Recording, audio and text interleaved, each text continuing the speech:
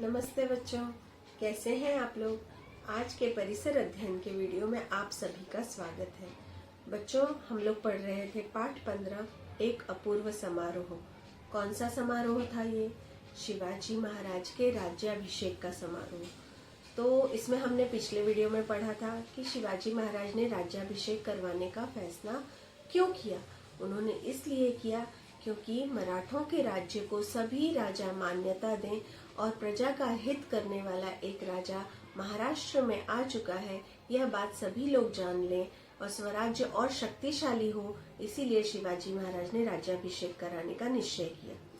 शिवाजी महाराज ने अपने राज्य के लिए रायगढ़ को राजधानी के रूप में चुना क्योंकि वो एक बहुत ही सुदृढ़ किला था और उस पर से शत्रुओं की निगरानी करना आसान था।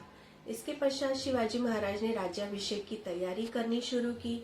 उन्होंने सिंहासन बनवाया, अपने सेना का निरीक्षण किया और काशी से गागा भट्ट नाम के प्रसिद्ध पंडित को पौरोहित्य करने के लिए, राज्याभिषेक का पौरोहित्य करने के लिए महाराष्ट्र में बुलवाया। आज के वीडियो में हम देखेंगे कि उन्होंने राज्याभिषेक का समारोह कैसे संपन्न हुआ और किस तरह से यह एक अपूर्व समारोह था।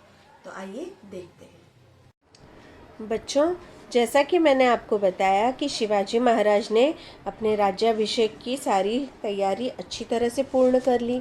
अब राज्याभिषेक का दिन आया। राज्याभिषेक का दिन बड़ा ही मंगलमय था।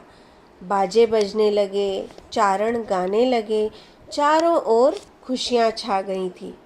शिवाजी महाराज स्वर्ण चौकी पर बैठे। उन पर छत्र चामर धरे गए अर्थात पकड़े गए। घी, दही, मधु अर्थात शहद के कलश पुरोहितों के हाथों में थे। पुरोहित अर्थात पंडितों के हाथों में घी, दही, मधु और शहद के कलश थे।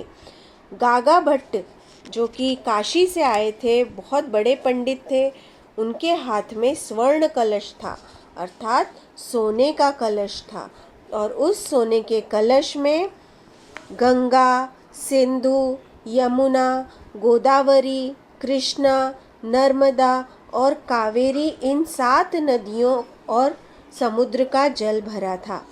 गागा भट्ट ने वह कलश शिवाजी महाराज के सिर के ऊपर धरा और वे मंत्र पढ़ने लगे। कलश के 100 छिद्रों द्वारा शिवाजी महाराज पर जल का अभिषेक हुआ। फिर शिवाजी महाराज उठे और उन्होंने जीजा माता के चरण स्पर्श किए, उनके पैर छुए। जीजा माता ने तो शिवाजी महाराज के बचपन से ही सपना देखा था कि शिवाजी महाराज महाराष्ट्र के राजा बने। माँ साहेब ने शिवाजी महाराज को गले लगाया। उनकी आंखों से खुशी के आंसू बहने लगे। खुशी के आंसू इसलिए बहने लगे क्योंकि जीजा माता ने अपने बेटे शिवाजी महाराज के लिए जो सपना देखा था वो पूरा हुआ था। 30 वर्षों तक उन्होंने जो कष्ट उठाए, जो तकलीफ सहे, वे आज सफल हो गए थे। शिव बा के जन्म से पूर्व माँ ने जो सपना देखा वह आज साकार हुआ था। इसीलिए माँ के नेत्रों से आनंदाश्रु झरने लगे। आनंदाश्रु अर्थात खुशी के आंसू। शिवाजी महाराज का भी हृदय उमड़ पड़ा क्योंकि इसके लिए शिवाजी महाराज ने भी बड़ी मेहनत की थी। धन्य माँ साहेब, धन्य शिवाजी महाराज। धन्य थी ऐसी माँ जिन्होंने शिवाजी महाराज जैसे बेटे को जन्म दिया, उन्हें अच्छी शिक्षा दी। और धन्य वो शिवाजी महाराज जिन्होंने अपनी माँ की आज्ञा का पालन किया और अपने प्रजा के सुख के लिए, अपनी प्रजा की भलाई के लिए स्वराज्य का निर्माण किया। माँ साहब से भेंट करने के पश्चात शिवाजी महाराज सिंहासन पर बैठे। उनके पास महारानी सोयराबाई और युवराज संभाजी राजे बैठे। उनके दोनों ओर अष्टप्रधान खड़े हुए।